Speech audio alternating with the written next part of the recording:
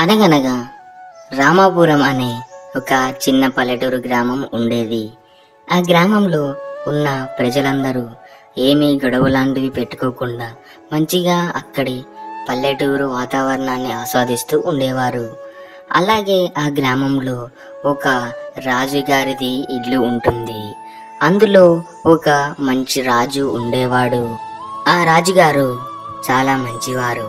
ఎలా అంటే ఆ గ్రామంలో ఎలాంటి సమస్యలు ఉన్నా మరియు ఎలాంటి ఇతరుల మధ్య గొడవలు ఉన్నా కానీ అతని దగ్గరికి వచ్చి అడిగేవారు. అప్పుడు అతను ఎలాంటి గొడవలు మరియు కొట్టుకోవడాలు లేకుండా వాటిని మంచిగా సులువు చేస్తూ ఇద్దరికీ న్యాయం జరిగేలా చేస్తూ ఉండేవాడు. ఇలా ఆ గ్రామంలో ఆయన అన్నిటికీ అతని దగ్గరికి వెళ్ళేవారు. ఆ గ్రామంలో అతనే పెద్ద. అలాగే ఈ రాజుగారికి ఒక మంచి ఎర్ర గుర్రం కూడా ఉండేది. ఇతను ఆ గుర్రం అంటే చాలా ఇష్టం. ఎందుకంటే అతడికి ఆ గుర్రం మీద చాలా అభిప్రాయం ఉండేది. ఎందుకంటే అతడికి అతని నాన్నగారు దాన్ని బహుమతిగా ఇచ్చారంట. అందుకు అతనికి ఆ గుర్రం అంటే ఇష్టం. ఒకరోజు ఒక ఊరిలో ఉన్న ఇద్దరు వ్యక్తులు ఏమని మాట్లాడుకుంటారంటే రాజుగారిని ఆ గుర్రం మీద ఊర్లో తిరగడం వాళ్ళకి చూడాలని ఉన్నదంట. అందుకు వీళ్ళు ఇద్దరు అలాగే ఆ గ్రామంలో ఉన్న అందరినీ కనుక్కొని రాజుగారిని గుర్రం మీద సవారీ చేయడానికి అడుగుదామని నిర్ణయించుకుంటారు. వీరు ఎందుకు ఇలా అనుకుంటున్నారంటే రాజుగారు ఎప్పుడు అతని గుర్రం మీద సవారీ చేయడం చూడలేదంట. అందుకు వీళ్ళు ఈసారి చూద్దామని నిర్ణయించుకుంటారు. ఇదిగో చూడండి, నేను ఈరోజు మీకు ఒక మంచి శుభవార్త చెప్తాను. అదేంటంటే మన రాజుగారిని అతని గుర్రం మీద సవారీ చేయమని మనం కోరుకుందాం. ఎందుకంటే మనం ఎప్పుడు అతడు గుర్రం మీద సవారీ చేయడం చూడలేదు. అందుకు మీరు నాతో సిద్ధపడ్డారా అని భావిస్తున్నాను. అరే ప్రజలారా, ఏంటి విశేషం? మీరందరూ వచ్చారేంటి?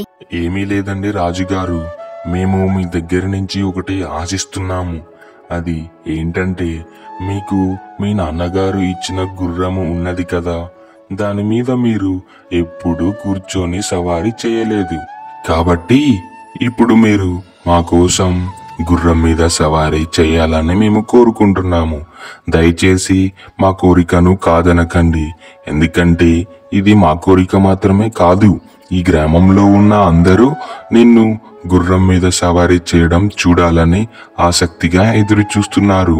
కాబట్టి మీరు రేపు మా కొరకు గుర్రం మీద మన ఊరి చుట్టూ తిరుగుతూ సవారీ చేయాలని కోరడానికి వచ్చాము. ఓ సింతేనా ప్రజలారా, నేను ఇంకా మీరు ఏమి అడుగుతున్నారో అని కంగారు పడ్డాను. మీకోసం ఎన్నో చేశాను, ఈ గుర్రం మీద సవారీ చేయలేనా? ఇలా రాజుగారు ప్రజల కోరికను కాదనలేక వారి కోసం ఆ గ్రామంలో ఉన్న చుట్టుపక్కల మొత్తం అతని నాన్నగారు ఇచ్చిన గుర్రం మీద సవారీ చేయడం మొదలుపెట్టాడు. అప్పుడు ఆ గ్రామంలో ఉన్న అందరూ కేరింతలు మరియు ఈలలు వేసుకుంటూ రాజుగారిని మంచిగా ప్రోత్సహిస్తూ ఉండేవారు.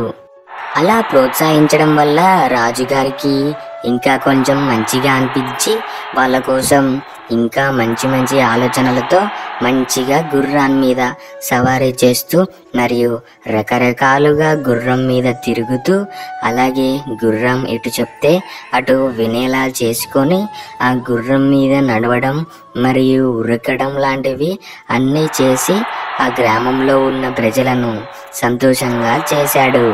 మీకు ఈ వీడియో నచ్చినట్లయితే దయచేసి నా ఛానల్ని సబ్స్క్రైబ్ చేసుకోండి. అలాగే ఇలాంటి మరెన్నో కథలు నా ఛానల్లో చూసేయండి. Thanks for watching this video.